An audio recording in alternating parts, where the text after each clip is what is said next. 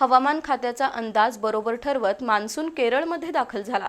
यावर्षी मान्सूनच्या केरळमधील आगमनाला 3 दिवस उशीर झाला। मात्र आता पुढील 48 तासात कोकण आणि दक्षिण महाराष्ट्रात पावसाची शक्यता असून 15 जूनपर्यंत मान्सून विदर्भात दाखल होईल। कोल्हापुरात आज काहीशी ढगाळ हवा होती। पुढील 3 दिवस पश्चिम महाराष्ट्रात मध्यम स्वरूपाचा पाऊस होऊ शकतो। दरवर्षी 1 जूनला केरळमध्ये मान्सूनचं आगमन अपेक्षित असतं। यंदा 3 दिवस उशिरानं मान्सूननं केरळमध्ये प्रवेश केलाय।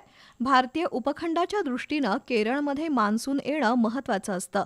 अशा परिस्थितीत आज मान्सून केरळवर विसावला असून पुढील 2-3 दिवसात गोवा, महाराष्ट्राचा निम्मा भाग, तामिळनाडू, कर्नाटक, बंगालच्या उपसागराचा काही भाग आणि ईशान्य भारतातील काही राज्यांमध्ये मान्सून पसरेल।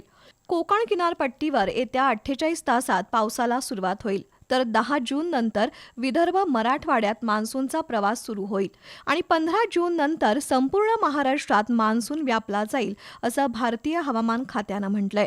दुसरीकडे कोकणासह पश्चिम दक्षिण महाराष्ट्रात पुढील 4 दिवस मध्यम स्वरूपाचा पाऊस पडेल, तर विदर्भात अवकाळी पावसाची शक्यता आहे।